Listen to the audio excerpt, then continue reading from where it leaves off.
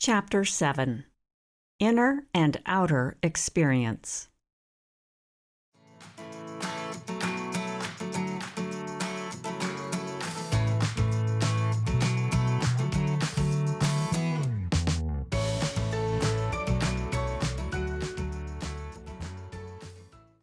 Many spiritual philosophies agree that experience is all important. We could even say the true meaning of life is to experience it in all its many facets, to breathe in the full depth and breadth of it. But when a spirit being is called to this dualistic sphere, to this material plane, we are drawn here because it is a match for where we are in our development. Our consciousness is limited, so true reality is blurred out to a great extent. The only way we can experience more of life is if we expand. Doing so requires us to come here again and again until all our blocks against life are gone and we have tasted, savored, and assimilated all of it. Then we can experience the totality of life in all its splendor. Usually, when we hear the word experience, we think of an outer experience. This, however, is not really the meaning of the word. The real meaning is inner experience. To wit, we can have outer experiences of all varieties, but if our inner experience is inhibited, the outer won't mean much. We can travel far and wide. We can experience all kinds of situations, experimenting with every experience under the sun. We can look at life from every angle, experiencing art, science, and nature. We can do all these things, learning everything our brains are able to master. But if our inner experience is dead, all these experiences will add little, if anything, to our life. Actually, it's possible that such full outer experiences will add to our despair, for it's very disquieting to not understand the cause of what is happening.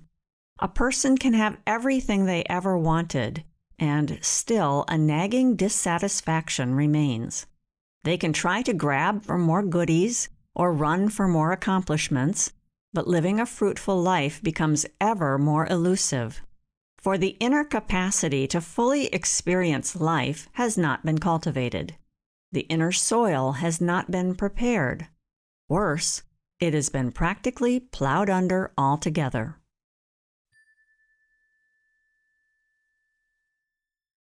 The importance of feelings. For inner experience to be possible, we must be able to feel. If all our feelings have been blocked, then no inner experience can happen. When we deaden our feelings, we deaden all of life. As a result, we can't feel our lives. And so it is that we must return to this material existence again and again until we learn to savor the experience as best we can, given where we are on our spiritual journey. To fully savor life, we will need to eliminate the defenses we have built against feeling our feelings. This means we will have to walk through our fear of painful feelings. We're going to need to accept what we fear, experiencing it as it shows up in this moment. Chances are good the way we feel right now is the result of feelings from long ago that we never fully experienced. All this time they have been stagnating and thereby creating a block in our system. Whenever we fear a feeling, we block the experience. We go numb. Denial and this kind of emotional anesthesia often seem like the only protection we have against feeling awful pain and suffering. And yet, as we do our personal healing work, what we discover is this: what is really causing our suffering is our fight against what we fear. Regardless what has been inflicted on us from the outside when we were helpless and defenseless, it won't cripple us if we learn to receive it in the right way, in a healthy way. This, friends, is the only way to rid ourselves of what is undesirable. When we dare to experience inside ourselves whatever comes to us, it will no longer be a threat.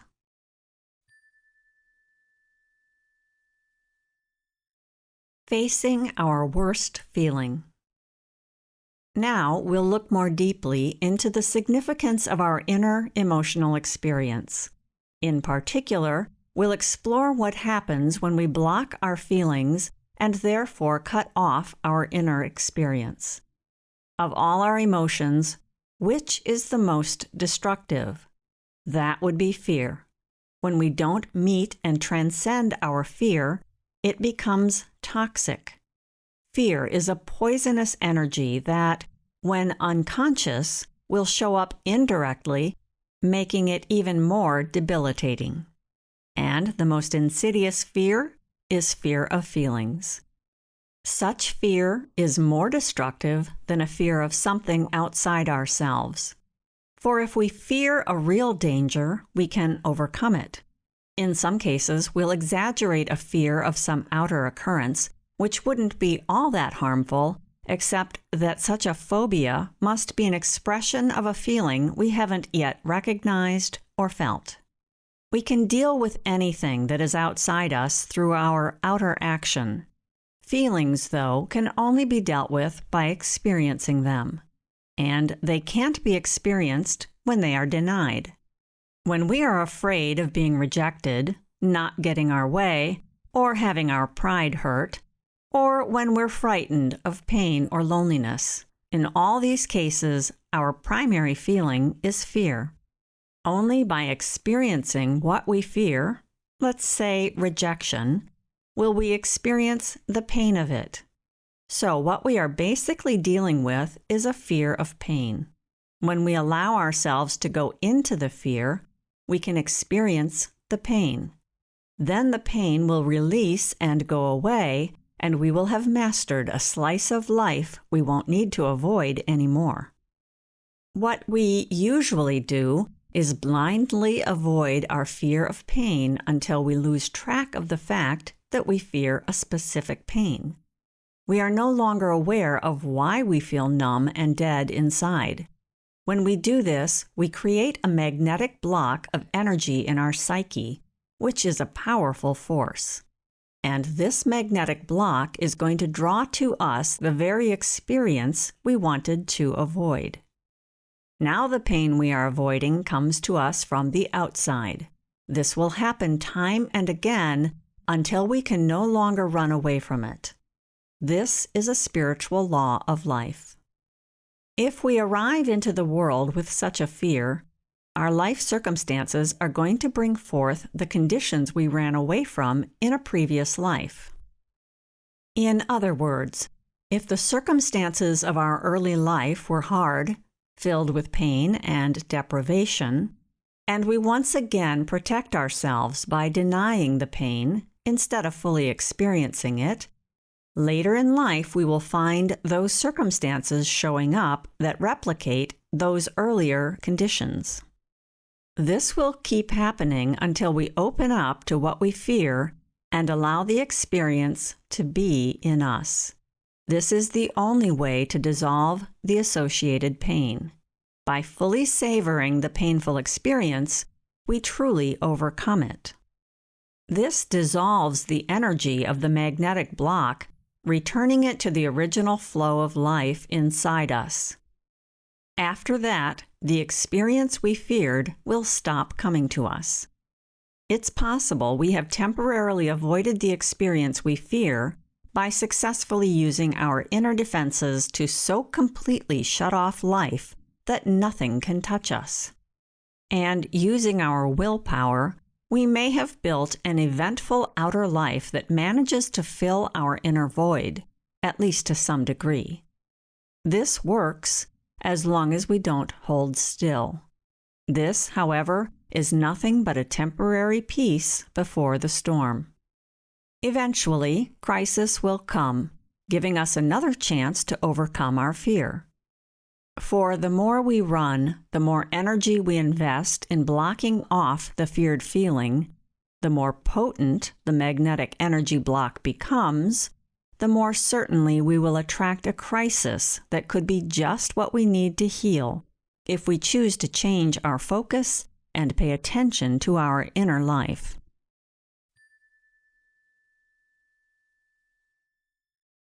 The value of being vulnerable.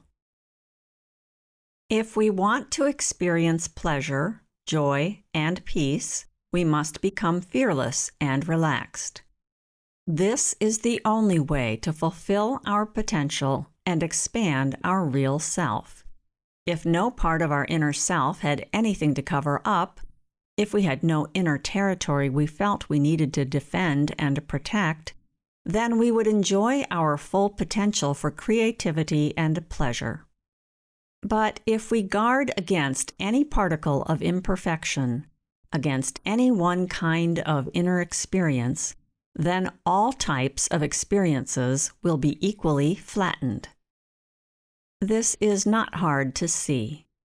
If we go through life defended, protecting ourselves against our fear of pain, or really against any undesirable experience, we will tense up. For being guarded is the same as being tense. But pleasure and creativity require a state of relaxation. When we're holding tight against movement in our inner life, we can't express ourselves. We've separated ourselves from a vital part of ourselves. It's not a surprise, then, that we've lost touch with ourselves and no longer know who we are and what we're doing. We live in a perpetually guarded state, although we don't consciously think of it this way. So the first step on our spiritual path will be to take a good, hard look at our defenses. Once we've done that, we can move on to the next question. What exactly am I guarding against? What we will always find is that we are defending against feeling a pain we have suffered. We are not able to see, of course, what went on prior to this lifetime, but that's fine. This lifetime is all we need to see. Whatever pains we experienced early in this life are essentially the same ones we suffered last time. The accumulated energy blocks still reside in our system, attracting the same events over and over. They also make it impossible to meet new experiences cleanly, as though we were a fresh slate. The new difficult feelings are just added to the pool. On the other hand, once we empty this residual reservoir, having fully experienced everything we have accumulated in the past, will now flow with new pains in a very different way. First off, we will stay open and vulnerable through the experience, allowing the pain to pass through us softly and gently. We won't fight the pain, and we will fully know why we are in pain. By integrating a painful experience this way, the wave of pain will pass according to its nature. Sometimes it will pass quickly, and sometimes it will go more slowly, on its way to dissolving into our inner stream of life. Because we will be in an open and relaxed state, we will be able to access the inspiration and resources that would otherwise be blocked off. Guidance will come from within, helping us find new actions that will make a difference in our lives and in the lives of those around us. We will be filled with a new and continually growing vibrancy when we live like this. What a joy it will be to know that all is well everywhere. But when we avoid the painful feelings we fear and instead try to produce joy through a forceful use of our self-will, joy we can't have unless we live in an unguarded way, then our will must be smashed by life again and again. For life, the life force that emanates from our core, cannot be manipulated by our small, fear-filled, controlling mind. Any time we try to use a forcing current, I refuse to experience this and I demand to experience that, in place of the relaxed stream of consciousness, which is soul substance that flows like water, we unavoidably bring crisis onto our heads, creating more pain.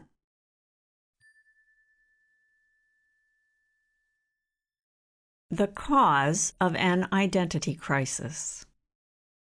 The duality we are familiar with as humans comes primarily from fear we haven't lived through and therefore haven't dissolved. In effect, we are saying, I must not experience this. And that's what creates duality. Our fear generates both a yes current and a no current, and this split current is the whole basis upon which the painful state of duality sits. Such duality thrives in our state of avoiding. In avoidance, we close off to one thing, and that in turn creates an urgent, tense, grabbing movement that goes in the opposite direction that stops the flow of life. What follows from our strong inner denial are rage and violence. Our rage will dissolve when we give up our fear of pain by fully experiencing our old pain. The pain itself will dissolve back into its original nature, which is to be a peaceful, vibrant river of life flowing through our veins. We are each a vital part of this stream.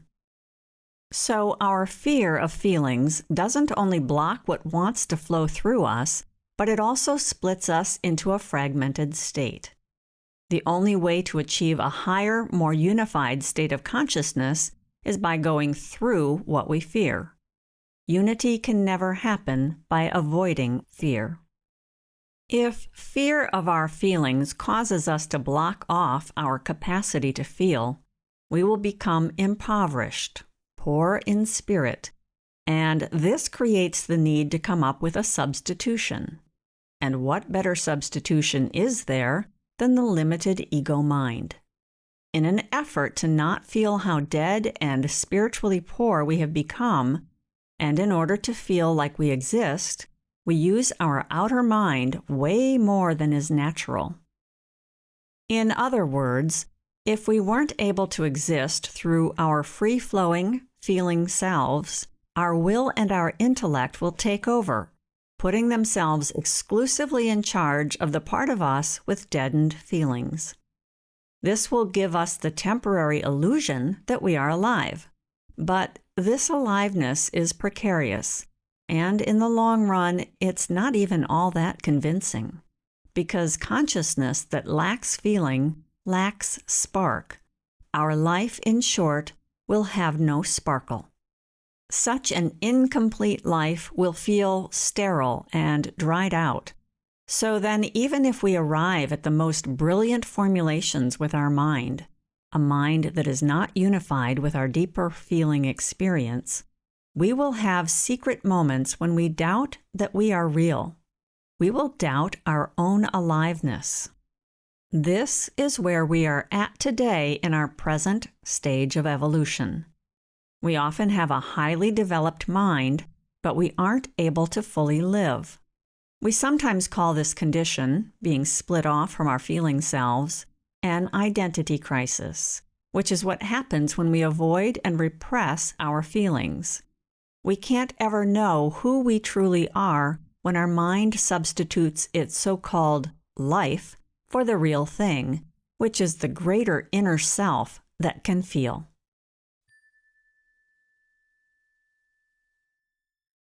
Mental traps lead to displacement. What happens to our feelings when we deny them? Like sadness, where does it go?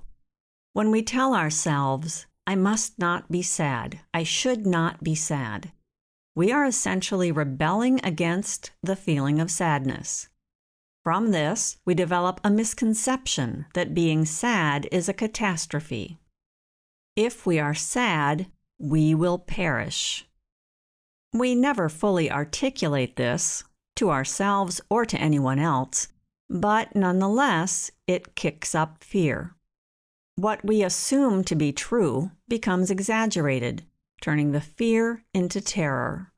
Now we have a terror of being sad, and this creates a compulsive urge to avoid being sad. If the circumstances of our lives force us to feel sad, and they will as we inevitably attract what we fear, this terror may produce so much inner turmoil that we will indeed break down. It's quite possible that we have no conscious awareness of how much rebellious anger in us is fueling our terror, or of the misunderstanding we now hold about sadness, causing us to struggle so hard against it. Now, when we experience sadness in our current cut-off emotional state, it doesn't seem so bad. Now we think we can bear it. But the problem was not that the straight sadness couldn't be borne. The truth of the matter is this: we can easily bear any clean, straight feeling, no matter what it is or why we have it. What is unbearable, painful, hopeless, and frightening is this inner struggle created by our misconception. When it says in the Bible, "According to thy belief it shall be done unto thee," this is exactly what's being talked about. What is not meant is that there will be magic coming from heaven with rewards for the faithful and punishment for those who doubt. It is simply describing the dynamics we're talking about here. It's the overactive mind that comes up with the image, "I will perish if I have to be sad," even if we're not conscious we're thinking this. With the mental concepts we build sustaining the belief that we can't bear to be sad and that it is dangerous, we justify our refusing to feel sad. One way we do this is by building cases against anyone who makes us feel sad. Our mind scrambles to justify why we shouldn't have to feel this terrible feeling. In this way, we build illusions. And it always seems incredibly hard to let go of our cherished illusions. Whenever we deny an original experience, like feeling the pain of sadness, this feeling becomes displaced. Then we will experience it elsewhere in other situations where it will turn into things like self-pity, depression, hopelessness. These emotions actually are destructive. So indeed, they can take us down. By contrast, the original feeling of sadness, if we had experienced it fully and connected it with what made us sad, would have gone away. It would have run its natural course, assuming we didn't manipulate it by denying it or exaggerating it. As one can imagine, it's extremely important for us to remember this and put it into practice. Otherwise, our distortion of a feeling will create part of a vicious circle, and those are always most difficult to get out of. Another aspect of a vicious circle caused by denying sadness is denied anger and rage at life for making us sad. Let's look more closely at a few common feelings. Anger. Anger, if we experience it cleanly when someone hurts us or damages us, will resolve itself. Pain is inflicted on us by other people when they deny their inner truth, their real inner feelings, just as much as when we inflict pain on other people when we don't allow ourselves to experience what is. It doesn't matter if this is what any of us intended to do or not, and we can inflict pain on others by both what we do and what we don't do. The climate of omission, of not receiving what we need, in the life of a child is actually more difficult to cope with because nothing actually occurred. There is nothing we can connect our pain to, making it harder to acknowledge and feel, which would eliminate it from our psyche. It's totally normal and healthy that we initially react to such with anger. But we need to understand that it could be possible to have such a reaction and not act destructively toward other people. Then we can accept our anger without judging or justifying ourselves to anyone. By allowing ourselves to feel, and by following it through to the pain that caused it, we dissolve it. We become free. If we deny it instead, it turns into hostility and cruelty. This, of course, we'll need to cover up if we want to conform to the standards of our society. This is how we become further and further alienated from what we truly feel, while distorting the original feeling into something else that's harder to manage. Loneliness and despair.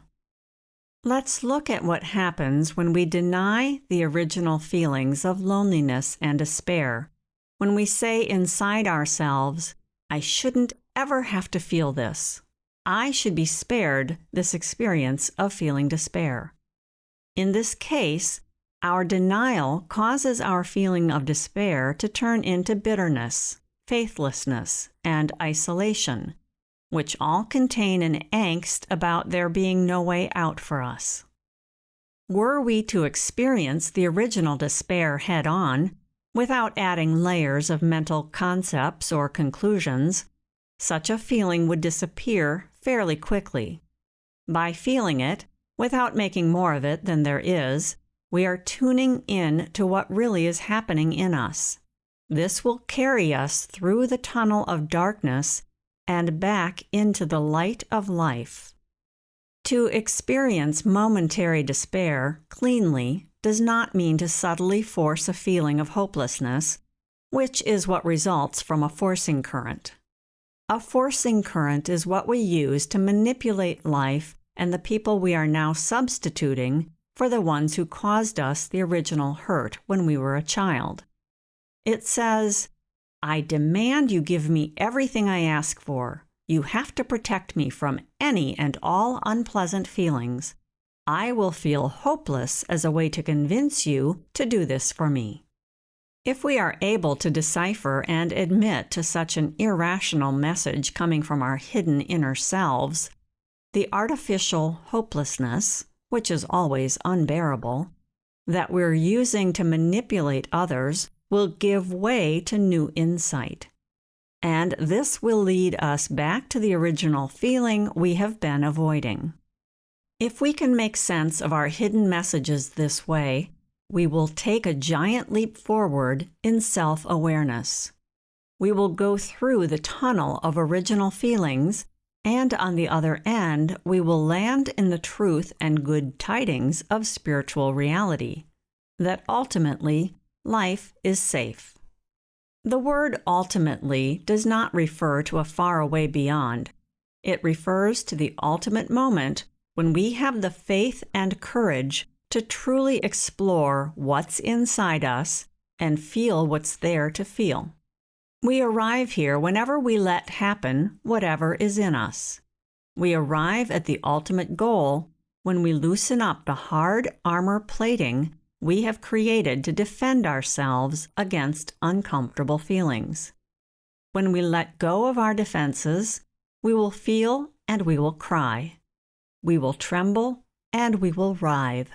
This is how we cleanly and directly feel the original feeling. Then all residual feelings will slip away. We will then have a new experience every day as the wave of life washes over us. We will no longer live behind an impenetrable wall that nothing can pass through, a wall through which nothing comes in and nothing gets out. Such a state is true isolation of a fearful being that is no longer in unity.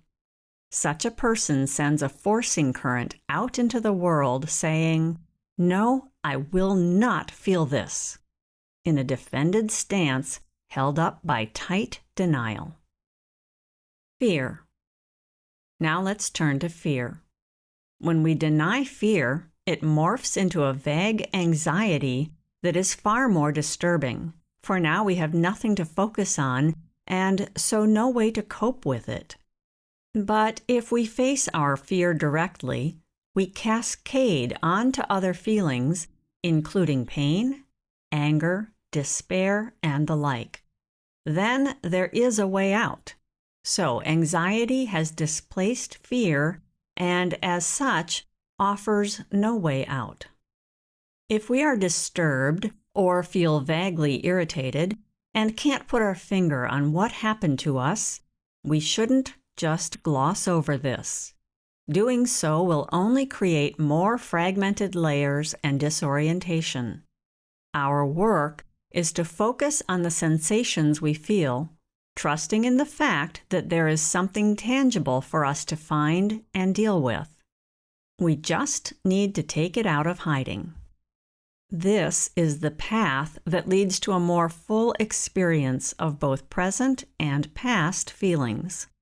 When we empty the well of old feelings, we will truly live in the present reality and stop living in the illusion we are reacting to the present when really we are reacting to a past we keep running to avoid.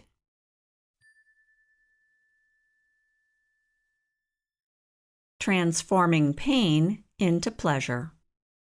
Anyone who truly decides to travel into the center of their being can do so at any time. We only need to make the decision to look, feel, and experience, and stop projecting onto the outside world what is inside us. We can let feelings happen to us, even feelings of disappointment, fear, and pain. We can allow them to go to their resolution, transforming them back into the original flow of life. The good news is that when we do this, we will no longer fear our feelings, and then those difficult feelings will gradually stop coming to us. We need to understand that anything undesirable that happens to us comes only because we say no to it. No, I must not have that experience. What can I do to avoid it? Many of us start walking a spiritual path such as this precisely because we are seeking a better way to avoid undesirable feelings. When it finally dawns on us that the exact opposite is true, that we must turn and go headlong into them, we turn and run away. We are unable or unwilling to accept the truth that avoidance is futile. Instead, we insist on our illusions. It's of utmost importance, then, that we ask ourselves, how afraid am I of a feeling in me? What feeling is it? In truth, nothing happening outside us can be that frightening by itself. We are only scared of what it will do to us, what it will make us feel. But by going into the feeling we want to avoid, a miracle happens. The acceptance of pain transforms the pain into pleasure. Indeed, this can become a stark reality for us, not some principle we've heard about. The less we block our painful feelings, the more, and more quickly, our pain will turn into pleasure. In this way, we can personally witness the process of unifying a duality.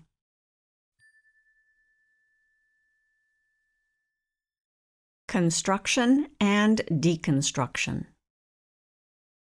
From here, we can go further on our path of self-transformation by alternating our present feeling with a deep, direct experience of residual feelings. We can learn to stop fighting against any of it, and in that way, we will, for the first time, lose fear. We can start right now. What are the feelings you fear? Really and truly face them. Now try to open up to feeling the feared feeling. Let happen what you thought you couldn't bear. None of what we are talking about here is a faraway philosophy. All of these concepts can be applied concretely, immediately. We can each verify them for ourselves if we truly follow through and don't stop at half measures. All those who have already done this will attest that what appears at first to be a frightening black abyss turns out to be a tunnel, and on the other end, we come into light. Every single person can experience this. The abyss can never be bottomless, for the true nature of life is not darkness, but light. The true nature of life is not destruction, but construction. The forces of life that are evil, destructive, and demonic are rooted in our fear of experiencing what is in us, our feelings. Based on that fear, we build all our destructive defenses. That's the only reason destructiveness exists.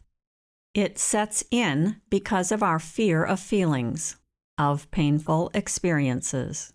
This causes us to become isolated and arrogant, greedy and cruel, selfish and denying of life. Our denial makes us untruthful on the most vital level of our being, the inner level.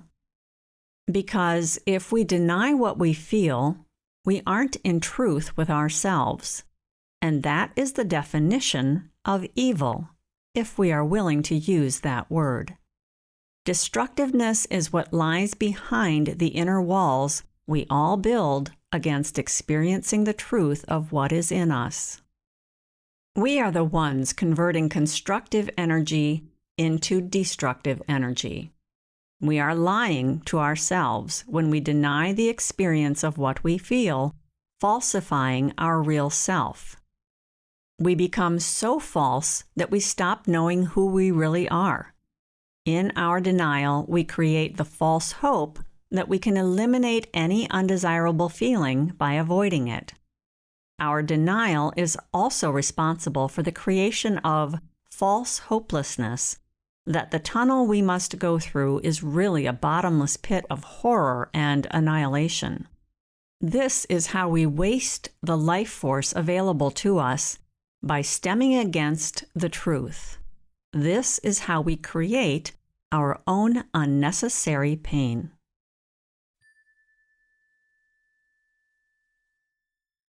The cleansing process.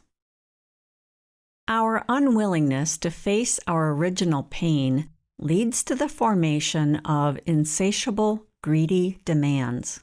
We believe these will spare us from all frustration and prevent us from being criticized. We demand to always be loved and love our way. Until we let go of these unreasonable demands and go through our original pain, we will be caught on the seesaw of submitting and rebelling, which is a very unpleasant, vicious circle. We will submit to the equally insatiable and unreasonable demands of others, joining in a power struggle with them for control. Our goal is to get them to finally do our bidding. We are ashamed of our submission. We hate ourselves for it. And so we rebel, believing we have to prove our independence. In either instance, we are violating the interests of our real self. In neither case are we aware of what is blindly driving us into submission and rebellion. To be truly independent, we have to stop making demands. And this will only happen when we are willing to experience whatever comes to us, knowing we are the ones who have produced it, and the place it really exists is inside us. There are some who purport that children are not capable of reacting any other way to pain than by building defenses that make them go numb. This is only true when, in a previous life, the person did not fully experience residual pain and therefore do away with it. To whatever degree a person has done this, eliminated residual pain, then even in childhood, they will be able to experience severe circumstances in an undefended way. Such a child will endure the pain and go all the way through it until it ceases on its own, and it will not leave a mark.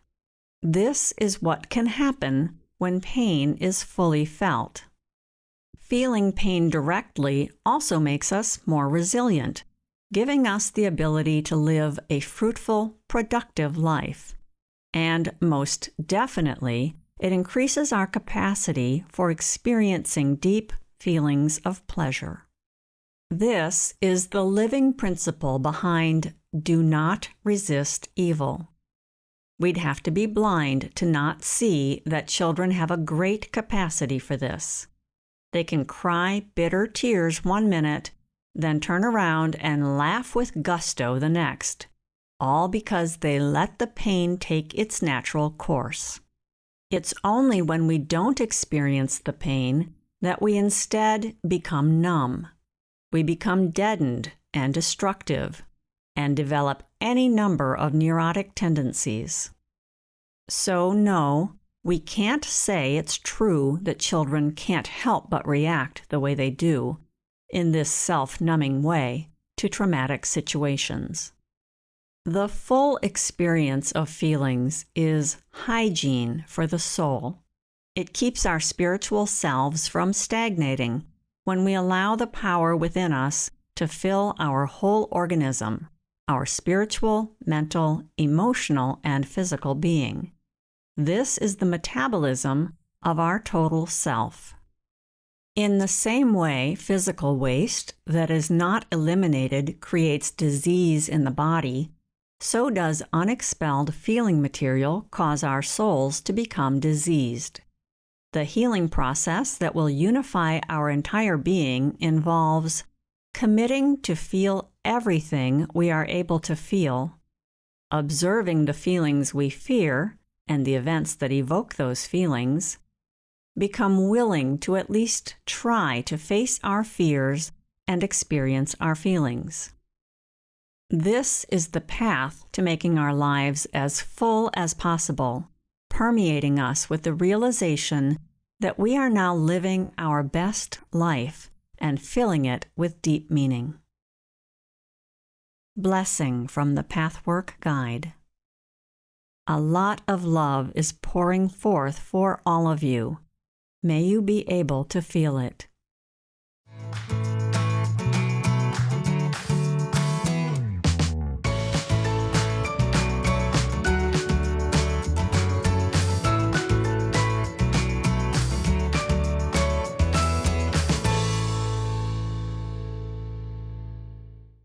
This work is copyrighted by Jill Lurie, founder and manager of Finesse LLC, all rights reserved.